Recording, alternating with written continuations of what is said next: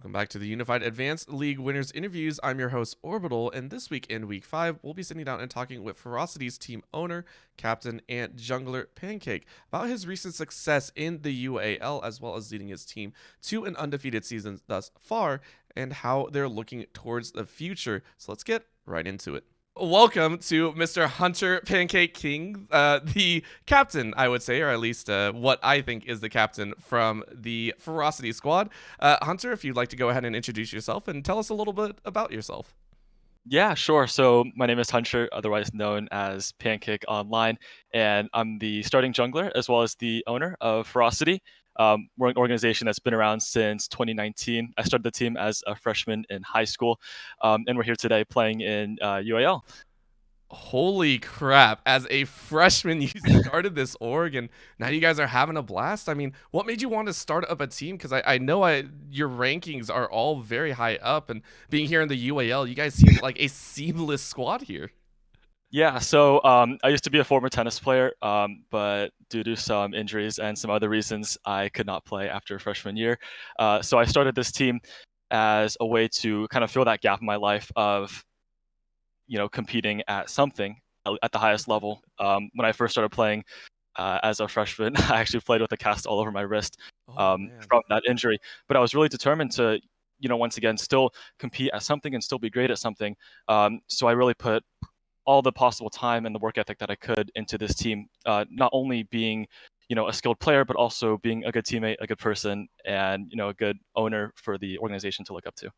100%. I mean, you guys have really showed your skill, and to be able to run it basically on your own, I think is something that really has to be congratulated. I mean, when did the squad really come together? Because I'm sure it was not easy from the start, but as we were saying, this roster looks so flawless. You guys have cleaned up throughout the UAL. How'd the team come to be, or at least this iteration of the roster? Yeah, so this iteration of the roster was something that's been around since about, I would say, August or September of 2020. So for about 8 months or so up to this point.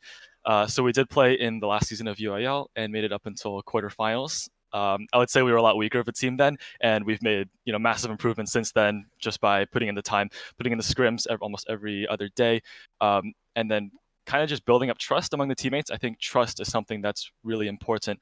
Um, and it's something that is more difficult, in my opinion, to build up in esports compared to actual real sports because you don't get to interact and bond with your teammates in the same way.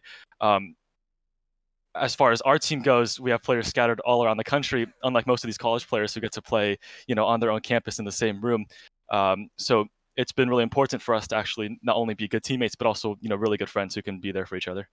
And to do that while balancing the owner aspect or even the team captain aspect, I mean, that is something that I want to say very few players or owners can even achieve. Is that something that you feel is difficult for yourself, or do you find it kind of natural to kind of handle all this all at one go? It's very difficult, especially because I'm still a high school student who still has to focus on my academics as well as getting into a strong college. So being the owner and the player as well is not only quite time consuming, but also sometimes quite difficult to balance uh, with everything else that is going on in like a typical high school student's life. But I think the passion and the love I have for not just the game, but also my teammates really helps me continue on. And they've done amazingly well getting into this season specifically. You guys are currently tied, or I would say actually above Colorado State Rams currently in the standings. Originally, when it started out, it was 4-0 for both of you. And at this point in Yeah. time, you're currently 5-0. And looking at this matchup or going into this matchup, you're going against the third seed so far, which is Cafe Cuties. Were you feeling a little bit restless about this matchup, or did you feel pretty confident in your team being able to take the win? Uh, so I'm always someone that has respect for our opponents, no matter how weak or strong they may seem on paper. My teammates were feeling more confident than I was. They're like, yeah, this team is someone that we definitely should be able to beat. Um, and I just kind of was there to balance out, that ego, make sure that, we're still respecting our opponents and we're still going to put the best game that we could play. I think we got a little bit sloppy towards the second game, uh, but we still did our best and obviously won the series. Amazingly well. And talking about that second game, of course, I know you on that in that jungle role had some fun. But the one that I wanted to kind of swing focus to was, of course, Boots in the mid lane.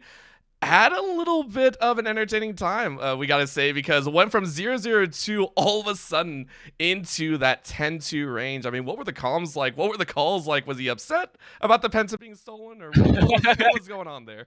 I mean, there was a little bit of profanity that I probably can't repeat that was said after that Penta was stolen.